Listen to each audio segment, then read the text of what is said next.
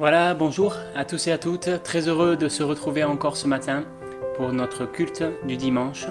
J'espère que vous allez bien, que toutes vos familles respectives se portent bien. Voilà, on est toujours dans ce confinement, mais ça ne nous empêche pas de partager de bons moments avec le Seigneur, bien évidemment, et puis aussi de pouvoir partager de bons moments ensemble, et on est toujours ravis de pouvoir entendre les uns les autres. Je remercie ceux qui participent, qui ont participé en envoyant un chant, un témoignage, une pensée, et vraiment c'est riche, et on bénit le Seigneur parce que malgré les circonstances, le lien n'est pas rompu, et c'est une grâce et une bénédiction. On est donc très heureux de pouvoir partager ce moment ensemble, ce culte. Vous savez qu'on a commencé la semaine dernière sur un thème et qu'on va continuer aujourd'hui. On va sûrement pas terminer d'ailleurs, on terminera la semaine prochaine. Mais aujourd'hui, donc on va continuer sur ce thème. Mais avant de pouvoir aller plus loin dans cette parole que je crois le Seigneur veut nous donner pour aujourd'hui, pour ces temps-ci, on va passer un bon moment encore dans sa présence à simplement le louer et l'adorer. Parce que Dieu ne change pas. Au-delà de tout ce qui peut se passer, au-delà de tout ce que nous pouvons penser, Dieu ne change pas. Alors, on va se laisser conduire par Jessica dans quelques chants et qu'on puisse simplement élever nos cœurs, élever nos âmes pour apporter au Seigneur une adoration, une louange sincère, en esprit, en vérité, le fruit de lèvres qui confesse son nom comme un parfum agréable et qui réjouisse son cœur. Amen. Allez, on prend quelques chants ensemble avec Jessica.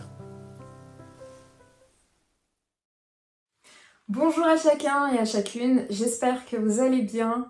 Aujourd'hui on se retrouve pour un temps de célébration, de louange et d'adoration. Donc avant de commencer, je voudrais quand même prendre un psaume. Donc c'est le psaume 105. Louez l'Éternel, invoquez son nom, faites connaître parmi les peuples ses hauts faits. Chantez, chantez en son honneur. Parlez de toutes ses merveilles, glorifiez-vous de son saint nom. Que le cœur de ceux qui cherchent l'Éternel se réjouisse. Ayez recours à l'Éternel et à son appui. Cherchez continuellement sa face. Souvenez-vous des prodiges qu'il a faits, de ses miracles et des jugements de sa bouche. Amen.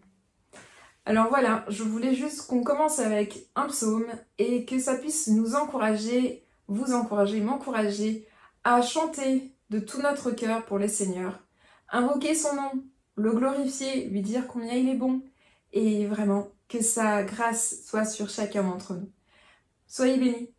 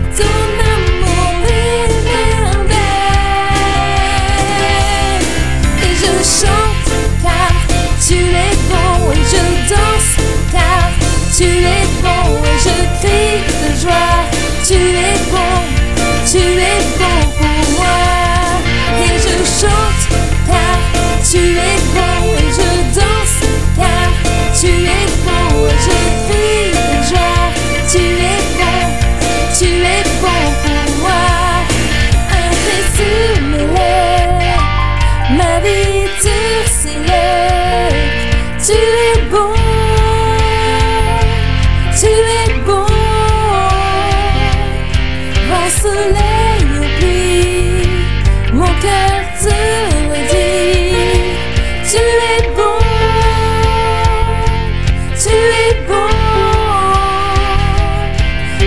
rit sur mes lèvres, ma vie te célèbre. Tu es bon, tu es bon. Vent, soleil ou pluie, mon cœur te le dit. Tu es bon, tu es bon. Un cri sur mes lèvres, ma vie te célèbre. Tu es bon, tu es bon. Vent, soleil ou pluie, mon cœur te le dit. Tu es bon, tu es bon. Et je chante car tu es bon. Et je danse car tu es bon. Et je crie de joie, tu es bon. Oui, tu es bon pour moi. Et je chante car tu es bon. Et je danse car tu es bon. Et je crie de joie, tu es bon. Tu es bon pour moi.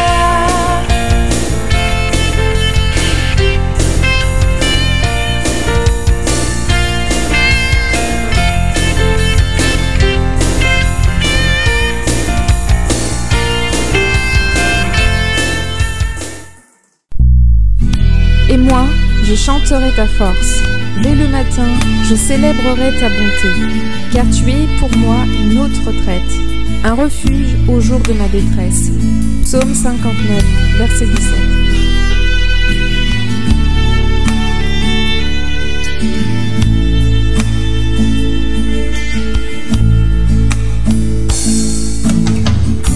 Tu as créé l'univers,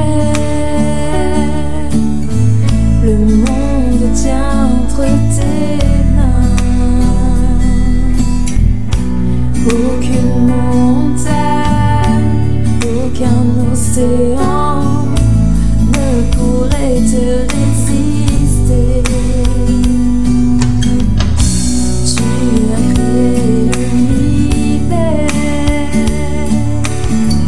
le monde tient entre tes mains. Aucune montagne, aucun océan ne pourrait te résister. Car rien ne t'est impossible, rien ne t'est impossible.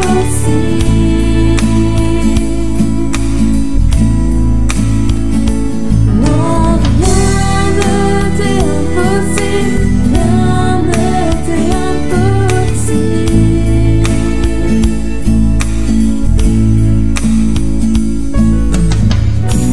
Dans tout et dans la vie, tu es celui qui répond. Et si mon âme est abattue, tu viens pour me délivrer. Car rien ne t'est impossible, rien ne t'est impossible.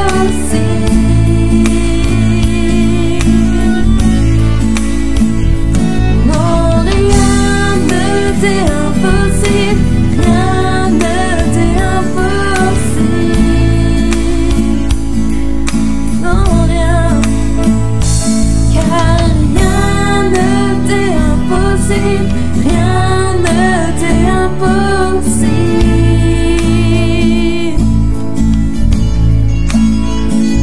Non, rien ne t'est impossible, rien ne t'est impossible.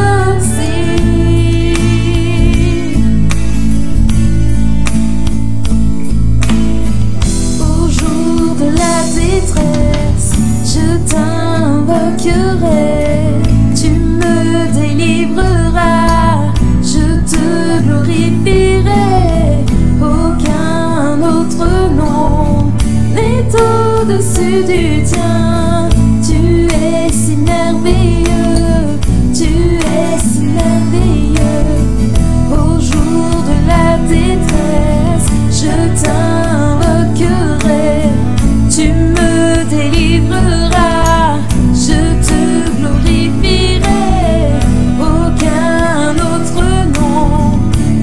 au-dessus du tien.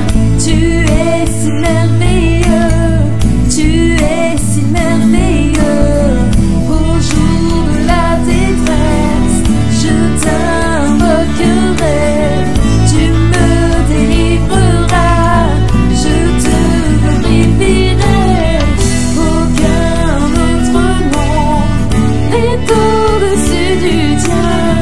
Tu es si merveilleux, tu es si merveilleux, oh Dieu, oh Dieu, oh Dieu,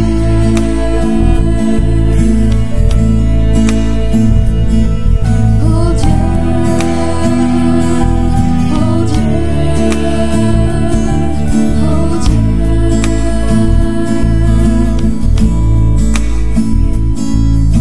Rien ne t'est impossible, rien ne t'est impossible.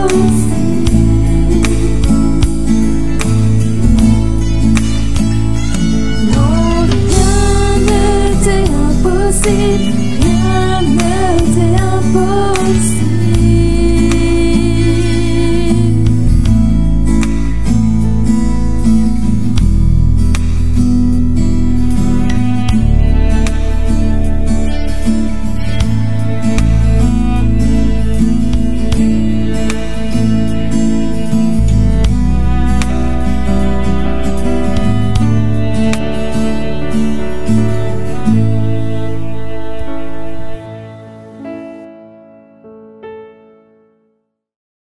Amen.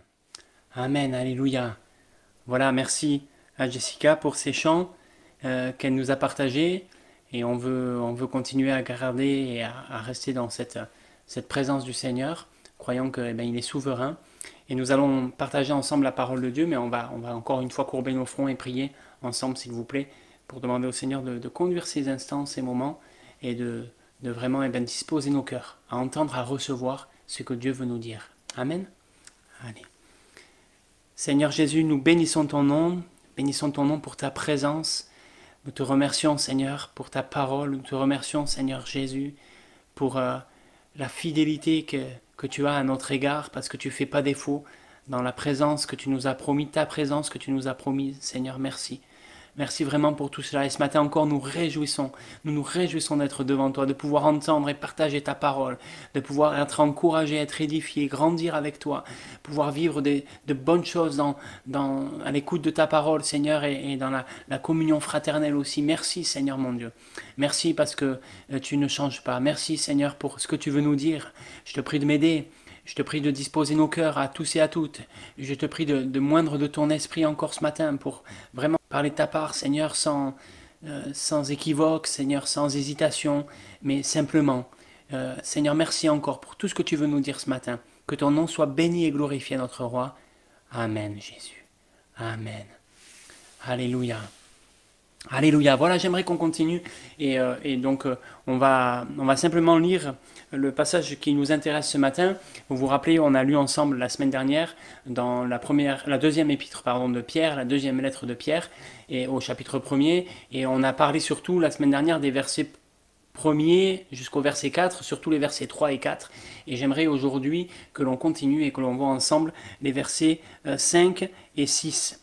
Voilà, 5, 6 et 7. 5, 6 et 7. Et puis on terminera surtout la semaine prochaine sur la fin. Mais voilà, aujourd'hui on va voir cela ensemble. Et c'est vrai que avant de le lire ensemble, je vous ferai un petit rappel très rapide parce que vous pouvez écouter la vidéo de la semaine dernière. Mais c'est vrai qu'on a vu que Dieu nous donne tout.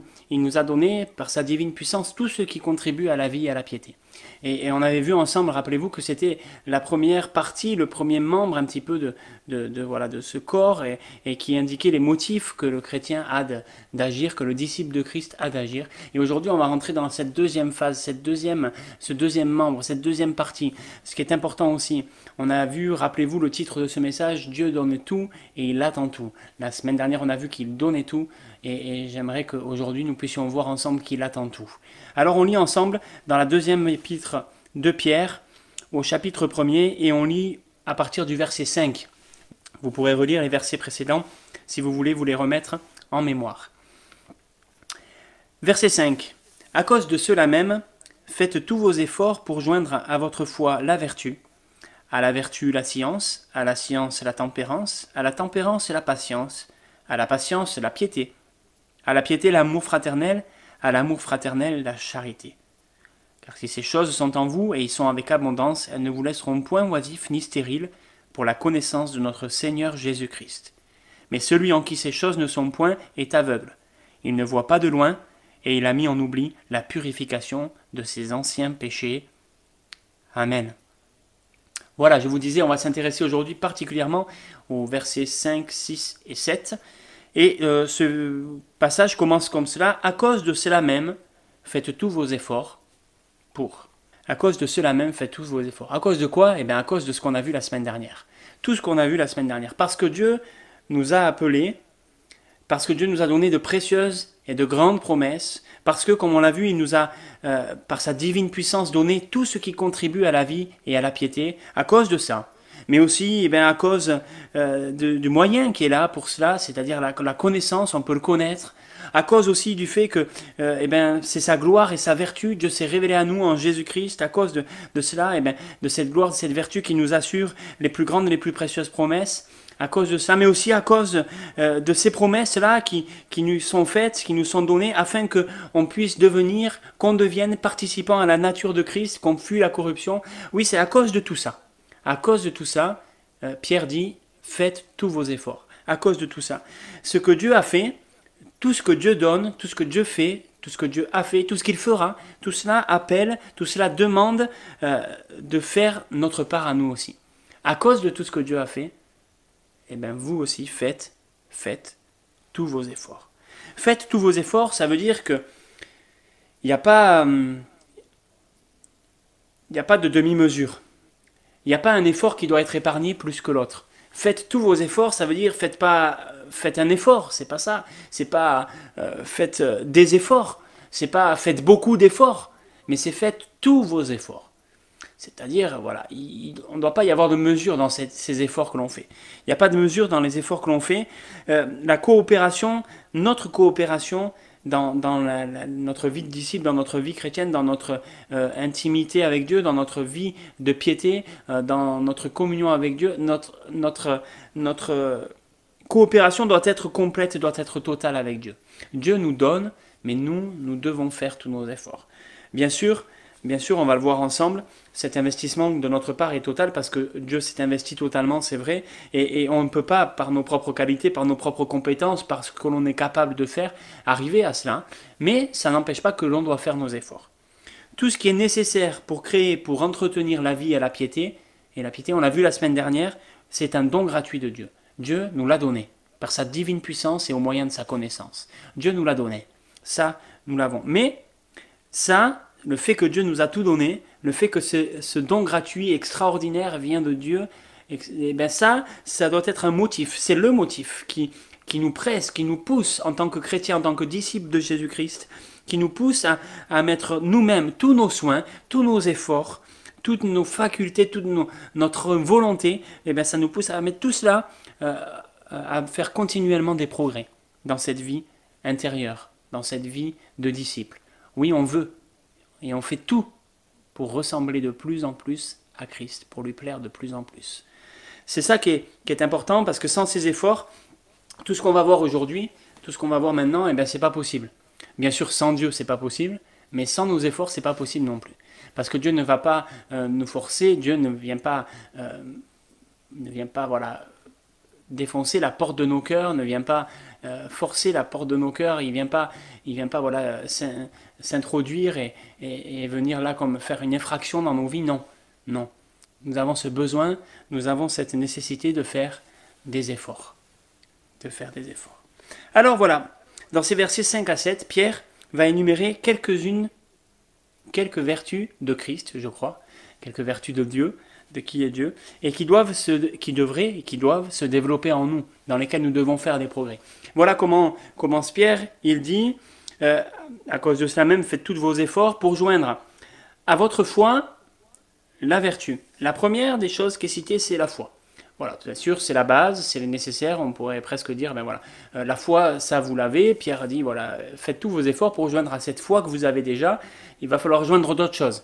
Mais la foi est là, ok, et ça c'est la base, c'est le pas initial, on va dire, dans notre vie chrétienne. C'est le support de toutes les autres vertus. Tout ce qu'on a vu la semaine dernière découle de notre foi. Dieu nous a donné, et Dieu nous donne tout ce qui contribue à la vie, à la piété, parce que nous avons la foi en lui. Bien sûr, sinon, eh bien, toutes ces choses-là, Dieu les a prévues, mais on ne peut pas les saisir, on ne peut pas les avoir. Mais Dieu nous donne parce que nous avons la foi, et nous pouvons saisir ces choses parce que nous avons la foi. Et la foi, c'est le support de toutes les autres vertus que l'on va voir ce matin, toutes ces autres choses que l'on va voir ce matin. Et puisque c'est la base, c'est incontournable, on ne peut pas passer au travers. D'ailleurs, la parole de Dieu nous dit que sans la foi, c'est impossible, il est impossible de plaire à Dieu.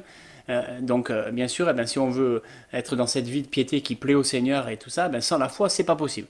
Il est impossible de plaire à Dieu sans la foi. Parce qu'il faut que celui qui s'approche de Dieu croit qu'il existe, croit que Dieu est vivant, croit que Dieu a envoyé Christ, croit que Christ est mort pour nous. Il faut que celui qui s'approche de Dieu croit cela, croit que Dieu existe et qu'il est le rémunérateur, qu'il récompense ceux qui le cherchent. Oui, Dieu nous récompense quand nous le recherchons, en nous offrant cette vie pleine, en nous donnant cette vie abondante, cette vie extraordinaire, cette piété, cette possibilité d'avoir une relation avec lui. Oui, ça, c'est la foi. C'est l'assurance des choses qu'on espère, et c'est la démonstration de celles qu'on ne peut pas voir, qu'on ne voit pas. Ça, c'est la foi, c'est la base, c'est la base.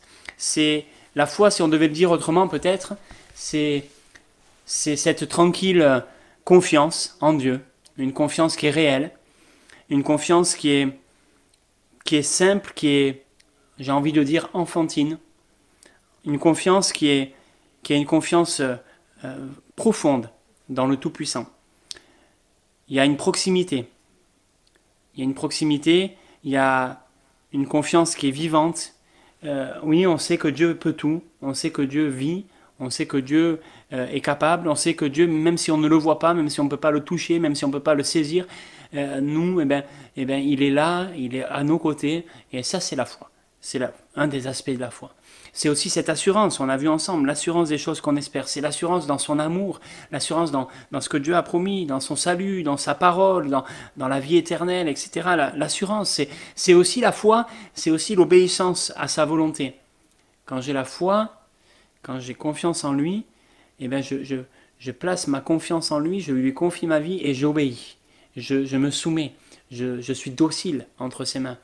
La Bible nous dit de plusieurs manières, c'est cité dans l'Ancien Testament et puis c'est repris dans le Nouveau par plusieurs apôtres, le juste vivra par la foi.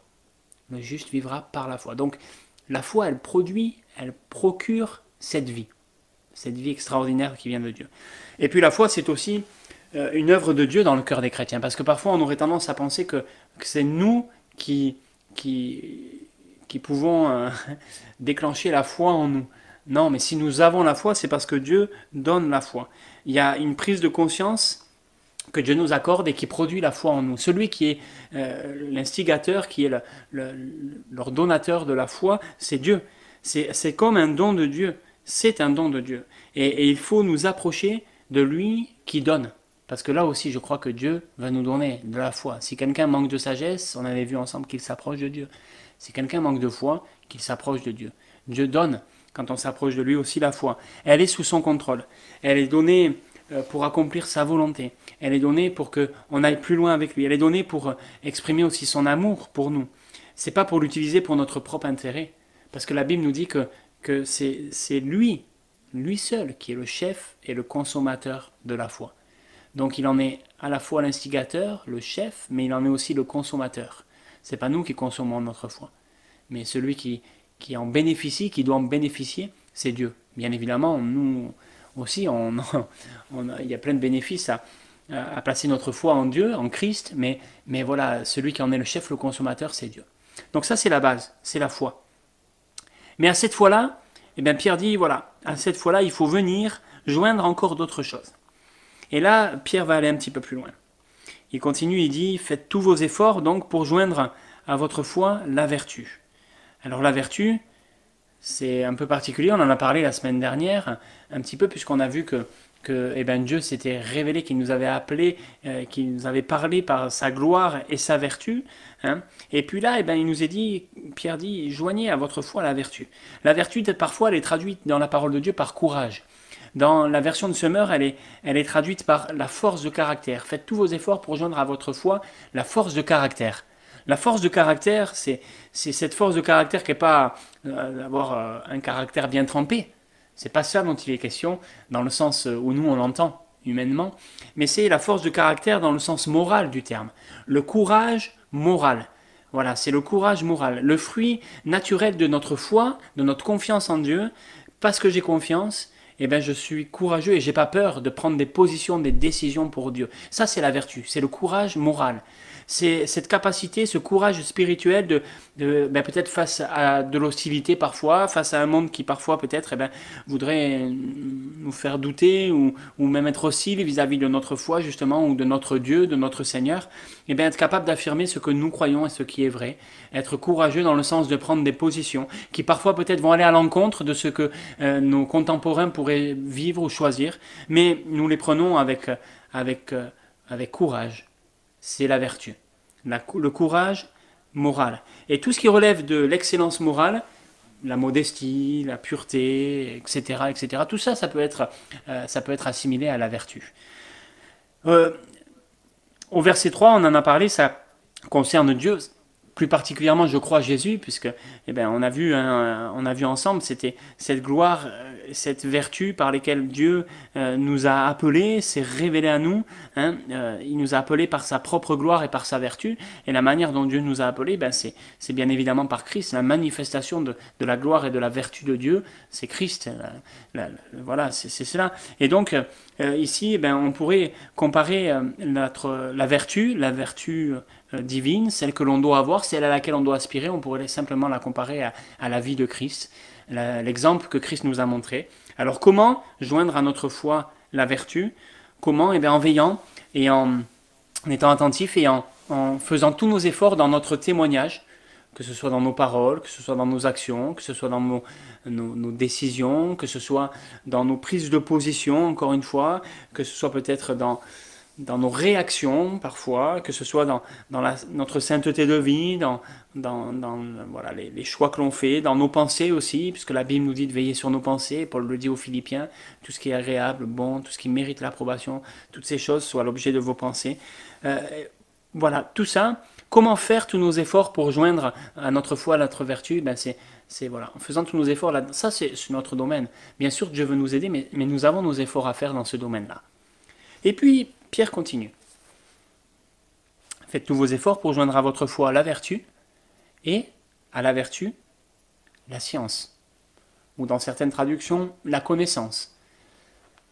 La connaissance, la science, dans le sens dont il est employé ici, c'est cette faculté qui permet de distinguer ce qui est bon, ce qui est mauvais. On en revient toujours à cet aspect moral.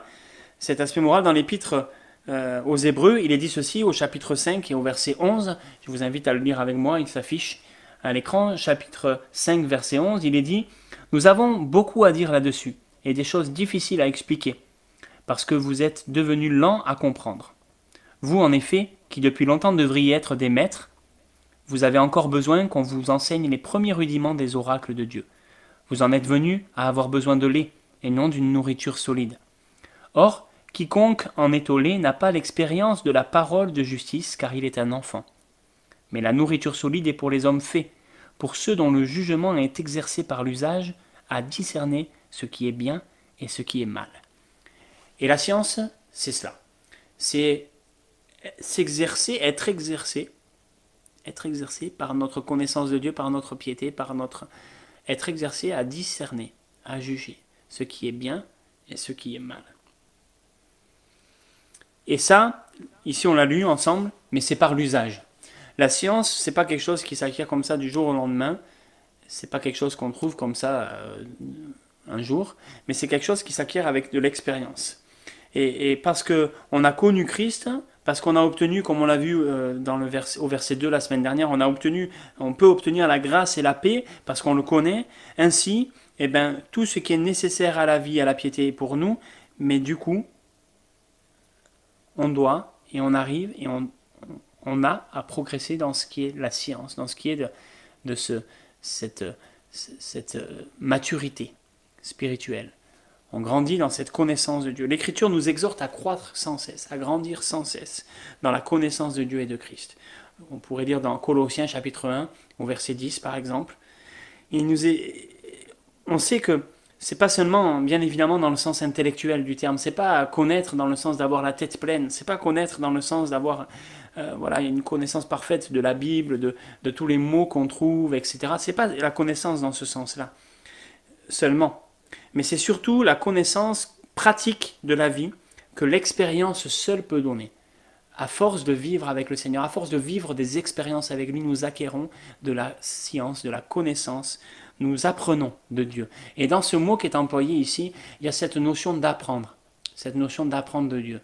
Voilà, d'apprendre de Dieu. Le discernement, ça fait partie de notre devoir. La Bible nous dit, les épîtres nous disent que, on doit discerner.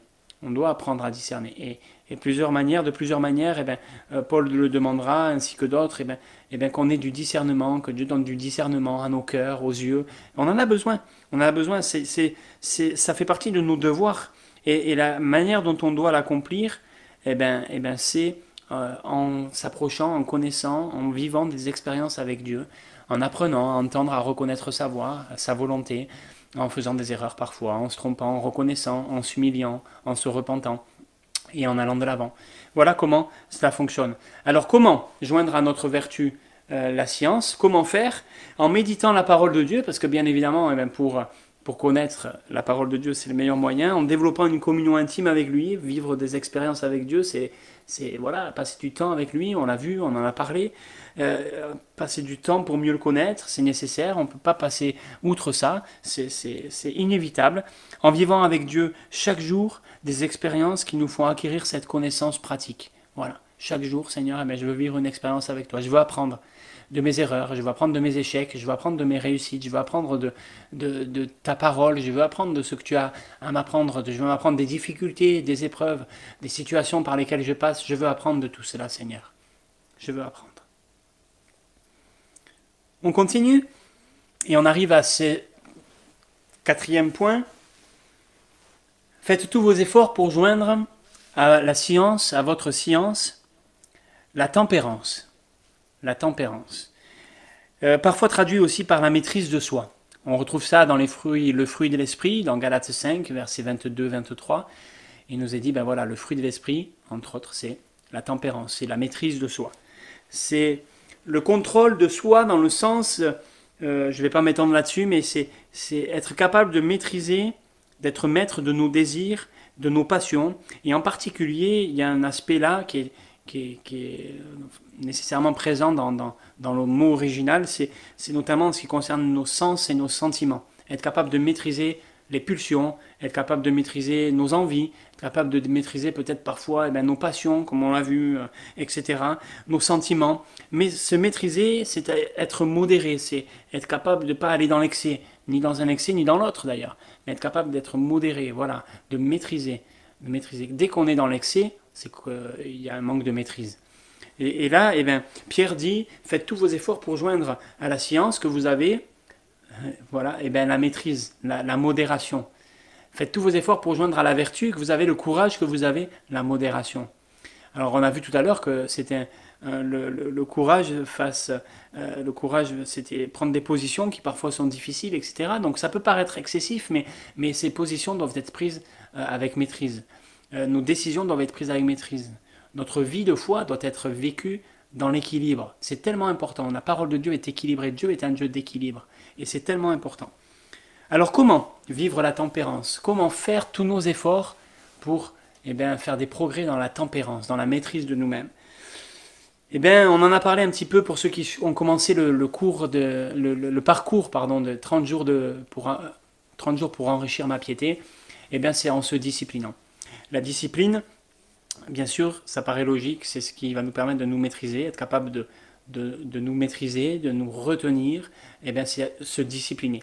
C'est se discipliner. Et la discipline, elle peut être définie comme la puissance du contrôle de la volonté. On contrôle notre volonté. Oui, j'ai ce désir, il peut être intense, il peut être très très fort mon désir, cette envie, cette pulsion peut être très très forte, mais grâce à l'action de Dieu, grâce à l'opération du Saint-Esprit et grâce aussi à mes efforts, je me discipline et je vais ben voilà, canaliser cette volonté, contrôler cette volonté, ce désir, contrôler cela et amener ma pensée captive, amener mon désir captif à l'obéissance de Jésus-Christ.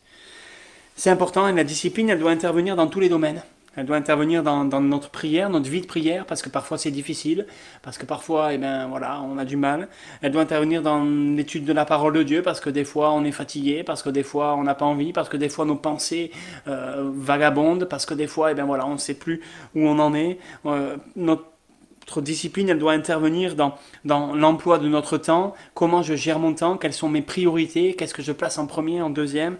Notre discipline, elle est là dans nos appétits physiques, dans le sacrifice que l'on fait de nous-mêmes.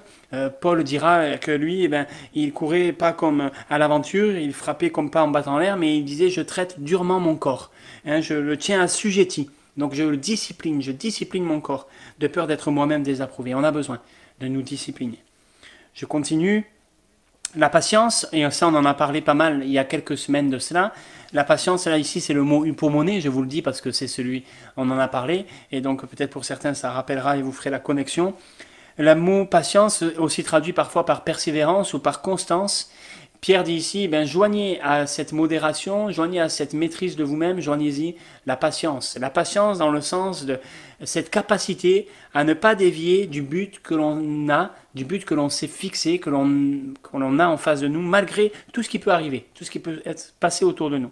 Quelqu'un de patient et de constant dans son attente, indépendamment des circonstances. Quelqu'un de patient et de constant dans son attente, indépendamment des difficultés. Indépendamment de ce qu'on peut vivre. Et parfois, eh bien, on traverse des choses difficiles et on est en train de traverser quelque chose de particulier. Pour certaines familles, certaines personnes, peut-être encore plus que pour d'autres, qui vivent des temps ben voilà, où des gens sont malades, etc., où on ne comprend pas tout, où on est impuissant. Et face à tout cela, eh bien, la patience, dans le sens biblique du terme où c'est employé ici, c'est être capable de ne pas dévier du but, de ne pas voilà, être lâché, de ne pas lâcher, mais garder le but. Comment ? Eh bien, vous savez, je crois que des fois, on le dit souvent, je l'ai entendu de plusieurs pasteurs, et vous l'avez sûrement entendu comme moi, on dit souvent que la vie chrétienne, c'est pas un sprint, hein, c'est un marathon. Il faut tenir jusqu'au bout. La Bible nous dit qu'il vaut mieux la fin d'une chose, mieux vaut la fin d'une chose que son commencement. Et il ne suffit pas de démarrer avec éclat dans notre vie chrétienne, mais il faut persévérer malgré les difficultés. Comment faire tous nos efforts pour être patient, pour arriver à cette patience, l'idée selon laquelle la vie chrétienne ce serait un long fleuve tranquille, ce serait voilà, des expériences extraordinaires tous les jours, où tout va bien, où c'est de l'utopie. Bien évidemment, il y a des belles expériences, bien évidemment, il y a des choses extraordinaires, mais il faut aussi affronter la routine quotidienne, il faut aussi affronter les aléas de la vie, il faut aussi affronter des pandémies, il faut aussi affronter des choses qui nous dépassent, la maladie, des tâches domestiques, les circonstances qui sont décevantes, des chagrins de cœur, des peines dans notre famille, des deuils, de l'amertume parfois peut-être qui peut être générée par toutes sortes de choses, l'anéantissement de nos projets qui n'arrivent pas à bien, les catastrophes sanitaires, toutes ces sortes de choses, etc. Et j'en passe, il y en a bien d'autres qu'on pourrait mettre là. Ces choses-là aussi, eh bien, en tant que chrétiens, justement, nous devons être capables de les affronter avec foi et avec patience. C'est aussi important. Et je crois que Dieu ne nous met pas sous une cloche, bien qu'il nous protège, bien qu'il prenne soin de nous. Il ne nous met pas sous une cloche afin que justement nous puissions progresser, apprendre à lui faire confiance, apprendre à compter sur lui, nous abandonner entre ses mains, c'est tellement important aussi, tellement important. Le meilleur moyen de garder cette patience, de grandir, d'aller plus loin, le meilleur moyen d'aller plus loin dans cette patience, c'est de garder les yeux fixés sur celui qui était, celui qui est, celui qui sera. Garder les yeux fixés sur sa parole, sur ses promesses, qui sont, on l'a vu, précieuses, grandes, des promesses extraordinaires. Garder les yeux fixés sur la vie qui nous attend à ses côtés. En gardant les yeux fixés là-dessus, sur lui, les regards fixés sur Christ, alors, eh bien oui, la patience va devenir quelque chose de, j'ai envie de dire, de naturel. Et d'ailleurs, rappelez-vous, je vous avais dit que dans cette notion du verbe, du mot hypomoné, de cette vertu-là, du mot qui est employé, dans cette notion-là, il y a la notion de tenir parce qu'il y a quelque chose en vue derrière. Parce qu'on garde les yeux fixés sur ce qu'il y a après, sur autre chose. Et ça, c'est important. Ça, c'est important. Faites tous vos efforts pour joindre à la patience la piété.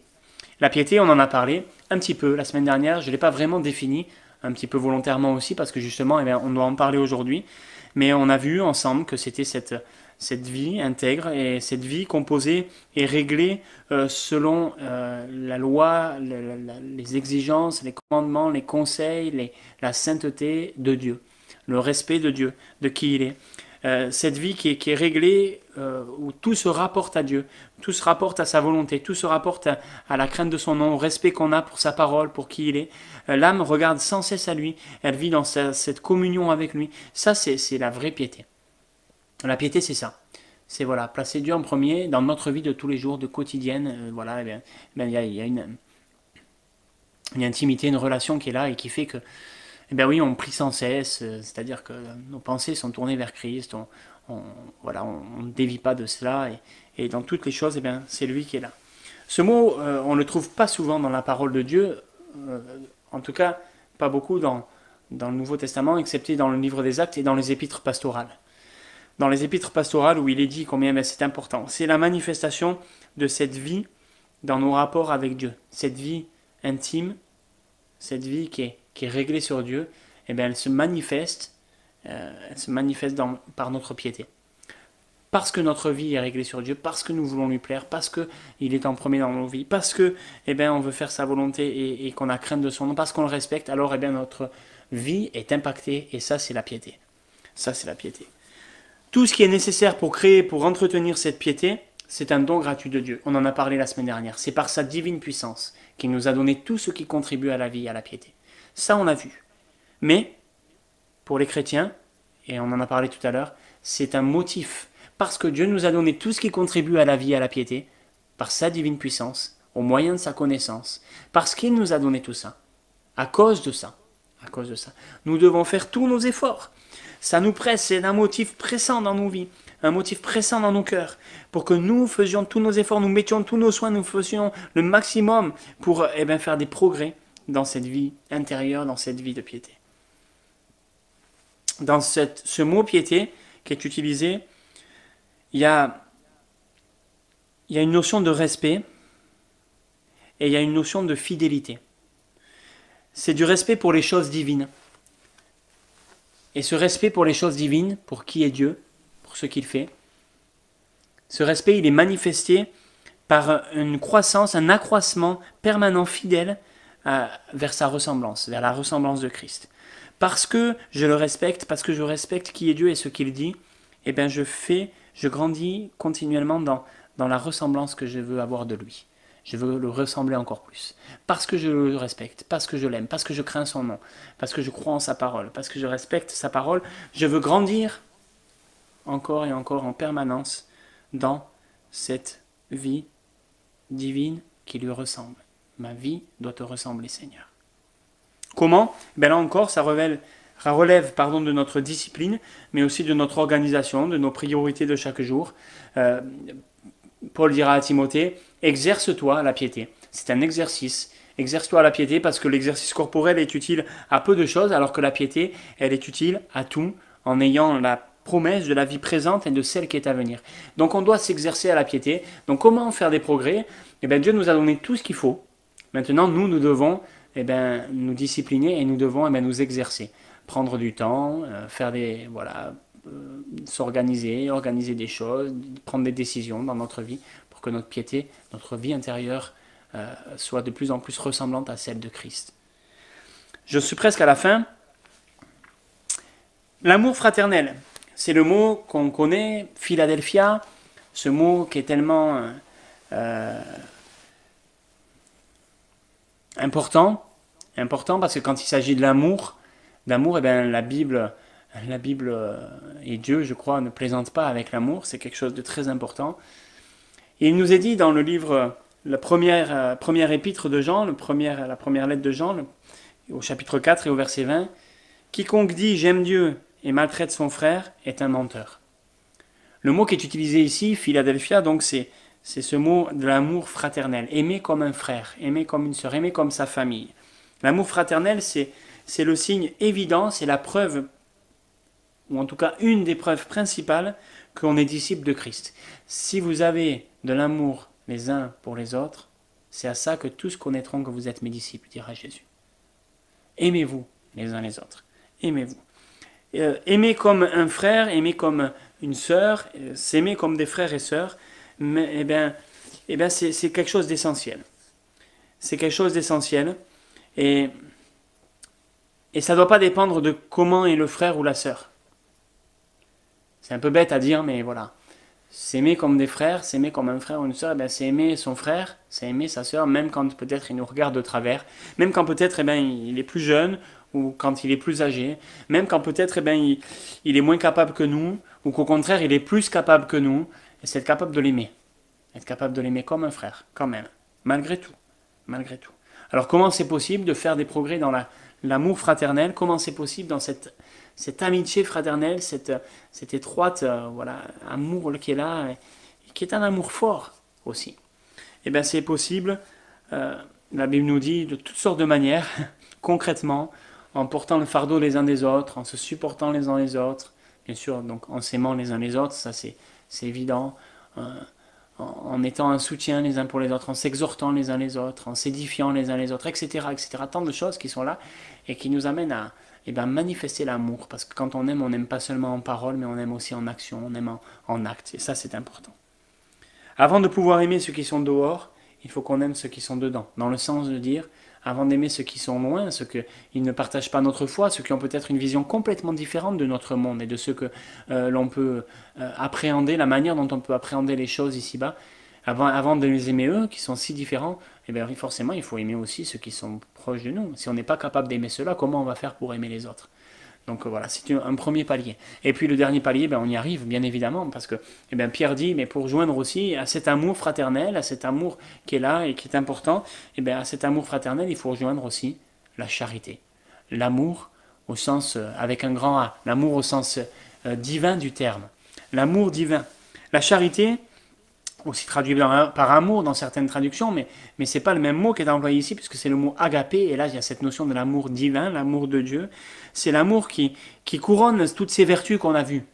Parce que Pierre finit par ça. Pierre finit par ça parce que si on aime Dieu, et si on aime notre prochain, alors tout ce qu'on a vu là, voilà, on va faire tous nos efforts, il n'y a pas de souci. Mais on doit faire tous nos efforts aussi pour grandir dans l'amour, pour joindre à toutes ces choses notre amour. Parce que si on fait les choses juste par religiosité, si on fait les choses juste parce qu'on nous a dit qu'il fallait les faire, si on se rend patient parce que on a un caractère, de la tempérance, si on apprend et on obtient de la science parce que on se dit il faut le faire, on nous l'a dit, si on essaye d'aider les autres parce que on nous a dit que c'était bien et que Dieu le dit, il faut le faire, c'est comme ça, pourquoi pas? Mais s'il n'y a pas l'amour comme motif derrière ça, l'apôtre Paul dira, si j'ai pas l'amour, je suis rien. S'il n'y a pas l'amour, c'est rien. Et Pierre ici dit, il faut joindre à cela l'amour, la charité. L'amour pour Dieu, l'amour pour notre prochain, c'est quelque chose de tellement important, de tellement essentiel, de tellement incontournable. Incontournable. L'amour, ça ne se limite pas seulement à nos frères et sœurs, et ici, le mot qui est employé, c'est l'amour de Dieu, et l'amour de Dieu, il englobe le monde entier. Y compris celui qui fait le mal, y compris celui qui est notre ennemi, y compris celui qui a tout pour nous déplaire. Cet amour, il est désintéressé, cet amour, il est spirituel, cet amour, il ne dépend pas de la valeur de la personne, il ne dépend pas de ce qu'elle peut nous apporter en retour, il ne dépend pas de ce qu'on peut gagner, de ce qu'on peut obtenir, il ne dépend pas de quoi que ce soit, mais il est accordé librement, gracieusement, gratuitement, c'est l'amour de Dieu, l'amour qui donne et qui se donne. Ça, c'est l'amour de Dieu. Celui qui possède cet amour, il aime l'autre comme il est. Non pas que l'autre n'ait pas besoin de changer, non pas que l'autre soit parfait, mais il aime l'autre comme il est. Et c'est de cet amour-là que Dieu nous a aimés. La Bible nous dit, voyez de quel amour le Père nous a aimés, au point que nous soyons appelés qu'il fasse de nous ses enfants. C'est cet amour que Dieu nous a aimés et qu'il a poussé, la Bible nous dit, Parce que Dieu nous aime, parce qu'il a tant aimé le monde, il a donné son Fils unique, afin que ceux qui croient en lui ne meurent pas, mais qu'ils aient la vie éternelle. Oui, c'est cet amour-là, cet amour dont Dieu nous aime, c'est de cet amour-là qu'on doit aimer les autres, qu'on doit s'aimer les uns les autres. C'est ce qui nous est dit dans 1 Jean, chapitre 3, verset 16. Comment? L'amour, c'est pas une affaire, enfin l'amour divin en tout cas, c'est pas une affaire premièrement d'émotion. C'est pas une affaire premièrement de sentiment, de sentimentalisme, mais c'est d'abord tout et avant tout une question de volonté. Je choisis d'aimer. Je choisis d'aimer. C'est pas une joie sentimentale à ressentir, c'est pas oh, c'est merveilleux. Non, mais c'est un commandement auquel nous devons obéir. Et nous devons réaliser que c'est un devoir d'aimer. Selon le Nouveau Testament, selon la Bible, la parole de Dieu, l'amour, il est surnaturel. L'amour de Dieu, j'entends. Cet amour-là, il est surnaturel.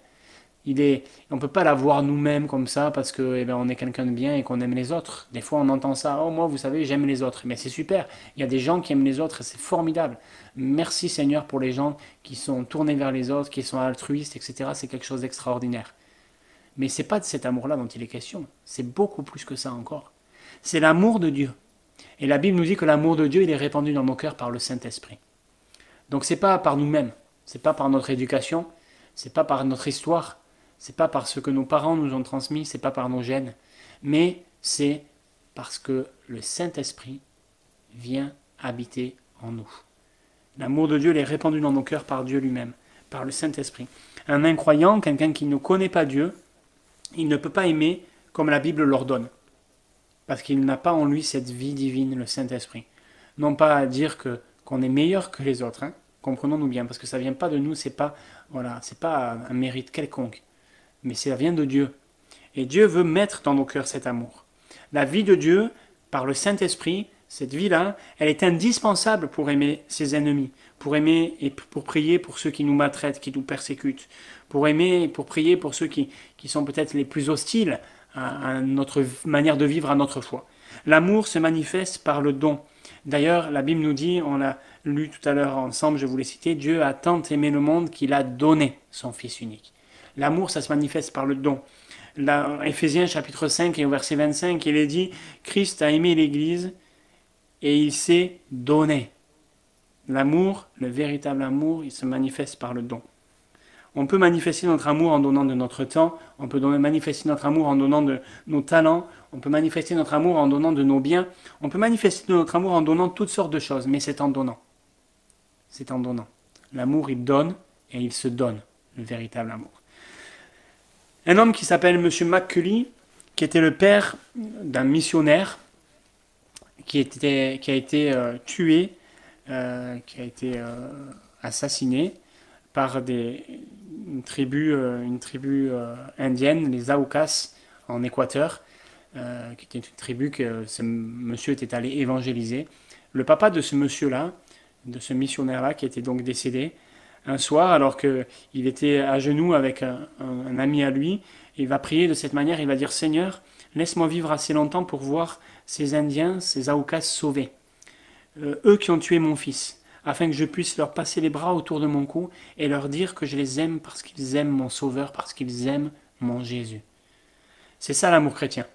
C'est être capable de pouvoir prier dans ces termes pour celui qui a assassiné mon fils, pour celui qui a assassiné ma fille, pour celui qui m'a fait du mal, qui m'a fait du tort. C'est quelque chose d'inconcevable humainement. Mais ça, c'est ce que l'amour de Dieu est capable de faire. Je termine donc. Les versets 5-7 nous exhortent à une activité personnelle et ils tracent pour ça tout le programme. On a vu ensemble la semaine dernière que dans l'expérience du croyant, il y a un temps, une période où c'est plutôt une période passive dans le sens où il reçoit de Dieu, où Dieu lui donne. Et ce temps-là, et voilà, c'est comme cela. Et puis il y a un temps aussi où Dieu fait appel à toute l'énergie, à toute la volonté du croyant, du disciple, de son disciple. Et il lui demande d'appliquer tous ses efforts, toutes ses facultés. Tout ce qu'il lui a donné, il demande de le mettre au service de sa vie de disciple, au service de sa foi. malgré les difficultés, malgré les combats, et souvent d'ailleurs au sein des difficultés et des combats. Dieu demande que toutes ces choses-là, nous puissions faire nos efforts pour y arriver, pour les mettre en œuvre. Ces temps-là, ils étaient sans doute venus pour les chrétiens à qui Pierre écrit ici. Ces temps-là sont peut-être venus pour nous aujourd'hui, dans les temps où nous vivons, de faire tous nos efforts, pour joindre, puisque Dieu nous a tout donné, pour joindre à la foi que nous avons, à la foi que Dieu nous a donnée, pour joindre à la vertu. À cette vertu, pour joindre encore une fois et chaque jour la science qu'on obtient par l'expérience. À cette science, à cette connaissance, à ces expériences qui sont là, que nous puissions joindre aussi la tempérance, être capable de nous maîtriser, être capable de tenir notre volonté, nos désirs, de les amener captifs à l'obéissance de Christ. Et puis à cette tempérance, à cette maîtrise de soi, être capable de joindre aussi la patience. C'est peut-être le moment pour nous d'apprendre à demeurer constant, malgré tout ce qui peut se passer, à pas dévier, parce qu'on garde en ligne de mire et les yeux fixés sur ce qui va arriver, sur ce qui est après, sur ce que Dieu a promis, qui ne change pas, qui ne bouge pas. Et puis il faut joindre à cette patience-là aussi la piété. C'est-à-dire, comme on est en train de le travailler ensemble, d'une manière très très simple, mais de voir ensemble comment on peut progresser dans notre intimité avec Dieu. Seigneur, je veux que ma vie, elle te ressemble encore plus. Je veux que ma vie soit comme la tienne. Je veux que ma vie soit comme la tienne. Et puis pour joindre aussi à cette piété, l'amour fraternel. Seigneur, je veux aimer les autres comme mes frères. Comme mes frères, je veux les aimer. Même si parfois c'est difficile. Je veux les aimer de tout mon cœur. Et puis la charité. Je veux aimer comme toi tu aimes, Seigneur. C'est-à-dire encore plus que comme mes frères. Mais comme toi tu aimes. Je veux être prêt à donner, à me donner. Être prêt à tout accomplir, à tout donner. C'est une question de volonté. Je veux, Seigneur, c'est mon désir. Alors nous verrons la prochaine fois les conséquences de tout cela, de ce qu'on a partagé aujourd'hui. Mais ayons ce courage de prendre des positions dans ces moments. Ayons cette capacité, cette possibilité de profiter de ce moment-là pour grandir avec le Seigneur, que ça soit une expérience avec lui, que notre patience grandisse, que notre connaissance de lui grandisse, que notre tempérance, notre maîtrise de nous grandisse, parce que là on aurait peut-être envie d'aller dehors, de faire toutes sortes de choses, que notre piété grandisse dans ces moments-là. Toutes ces choses-là, dans ces temps que nous vivons, je crois que vraiment c'est le moment où ces choses peuvent prendre une dimension différente dans nos vies. C'est le moment. Ne passons pas à côté maintenant. Ne passons pas à côté. Seigneur notre Dieu, nous sommes encore une fois émerveillés par ta parole, Seigneur, parce qu'au travers de ce que nous vivons en ce moment, Seigneur, de ce confinement, de cette difficulté, cette chose terrible qu'est cette maladie, nous réalisons, mon Dieu, que nous avons l'occasion ici de faire des progrès. Et nous voulons faire tous nos efforts. Parce que tu nous as tout donné, Seigneur, et quand toi nous avons tout pleinement, nous voulons faire tous nos efforts afin de progresser avec toi, afin de progresser dans notre courage, dans notre connaissance, notre science, afin de progresser dans la patience, afin de progresser dans la maîtrise de nous-mêmes, afin de progresser, Seigneur mon Dieu, dans l'amour que nous avons les uns pour les autres, afin de progresser dans notre vie de piété, afin de progresser, Seigneur, dans l'amour que tu veux nous donner pour toi et pour le monde. Oui, Seigneur, on veut faire des progrès, et je te prie de nous aider encore et encore, à chaque instant, à aller de victoire en victoire et de progrès en progrès, avec l'aide de ton esprit. Seigneur, nous réclamons plus de toi, Seigneur. Pardonne nos manquements, pardonne, Seigneur, nos faiblesses, pardonne nos incapacités, pardonne, Seigneur mon Dieu, notre ingratitude si souvent, pardonne notre incrédulité, et viens nous aider, Seigneur, à aller plus loin avec toi, au nom puissant de Jésus et par l'action de ton Saint-Esprit. Amen, Seigneur. Amen. Alléluia.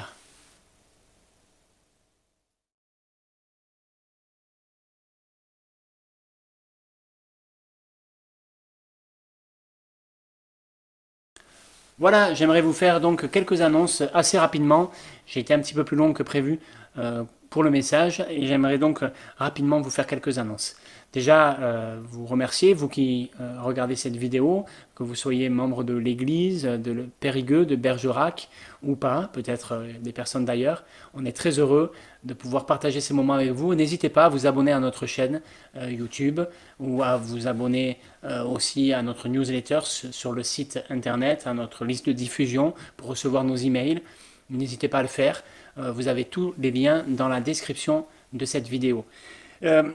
Nous avons, et je m'adresse peut-être là pas plus particulièrement aux chrétiens de Périgueux et de Bergerac, demain, comme je vous l'ai envoyé par SMS pour ceux qui l'ont reçu, mais par mail, nous aurons demain, Dieu voulant, à 19h30, lundi, à 19h30 demain, une réunion de partage, un moment simplement où ça va être un peu une période, un moment aussi où on va tester l'application Zoom pour que chacun puisse voir comment ça fonctionne pour les futures réunions de prière qu'on va faire ensemble, mais aussi un temps où voilà, on va profiter de ce moment-là pour partager, pour peut-être se donner des nouvelles, pour peut-être faire remonter des sujets de prière, je ne sais pas, etc. Donc je vous donne rendez-vous demain à 19h30. Si jamais vous n'êtes pas encore inscrit, il y a possibilité de vous inscrire. Inscrivez-vous aux réunions de prière Zoom. Vous avez le lien là aussi dans la description. Inscrivez-vous, comme ça vous pourrez recevoir les identifiants et les mots de passe pour pouvoir rentrer dans les réunions Zoom. De la même manière d'ailleurs, du coup, on aura notre première réunion de prière mardi soir à 19h30. Et là aussi, alors on m'a dit que les horaires peut-être n'étaient pas trop top. On verra pour les prochaines fois si ça peut convenir. On en fera à d'autres moments. Mais voilà, pour cette fois-ci, on va rester à l'horaire qu'on a l'habitude d'avoir le vendredi soir, 19h30. Et donc, la réunion de prière, c'est la même chose. Si vous n'êtes pas inscrit, inscrivez-vous. C'est le lien, s'inscrire aux réunions de prière Zoom. Voilà, inscrivez-vous avec plaisir. Il n'y a pas de souci. C'est possible encore. Et puis aussi, vous savez, j'en ai parlé 2 ou 3 fois dans mon message là, mais nous avons commencé mercredi, le 1er avril, 30 jours, un parcours pour enrichir notre vie de piété, c'est-à-dire enrichir les moments que l'on a dans la présence du Seigneur, aller un peu de l'avant. Des fois, c'est difficile, on l'a vu. Des fois, on a besoin de se discipliner. Des fois, on ne sait pas trop comment faire. Ce parcours est très simple, très pratique, très concret. Il donne des pistes, des idées qui veulent, pour certains peut-être, qui vont nous satisfaire, pour d'autres non. Et le but c'est ça, c'est de pouvoir dire, ça me va bien, ça me convient pas à moi, mais de pouvoir avoir des idées qui vont venir nous aider à enrichir notre vie de piété, notre intimité avec le Seigneur. Si vous n'avez pas encore commencé, vous pouvez nous rejoindre, c'est très très court. La lecture de ça prend 5 minutes par jour maximum. Vraiment, c'est des cours, des articles assez courts. Bien sûr, si on veut vraiment après les mettre en pratique, ça peut prendre un peu plus de temps, hein, mais je veux dire, la lecture de l'article en lui-même, c'est pas ça qui va vous prendre du temps. Donc si vous le souhaitez le faire là aussi, inscrivez-vous, tout est dans la description. N'hésitez pas à aller visiter le site internet et aller le voir, là aussi il y a le lien. Et dans le site, on a créé une rubrique Périgueux Home. Vu les temps qu'on traverse, vous savez, Périgueux Home, c'est ce programme que nous avons où on vit l'église à la maison par la force des choses.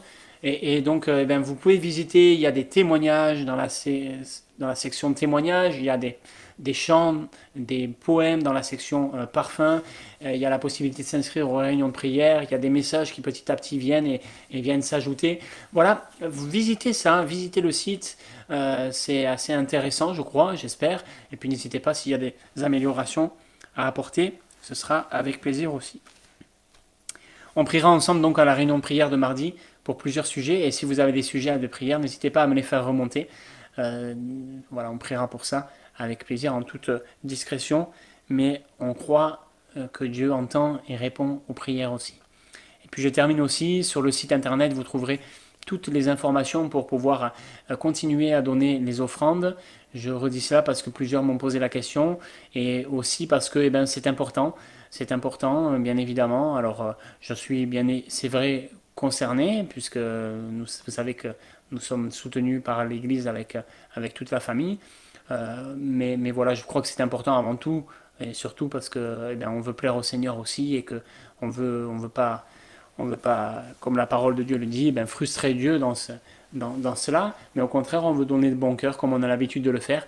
Donc pour ça, on essaie de mettre en place tous les outils nécessaires, que ce soit par carte bleue, par virement, par chèque.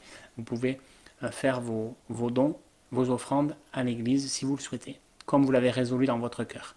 Voilà, ces moments touchent à leur fin. On se dit à très bientôt, que Dieu vous bénisse et que Dieu bénisse vos familles. Amen.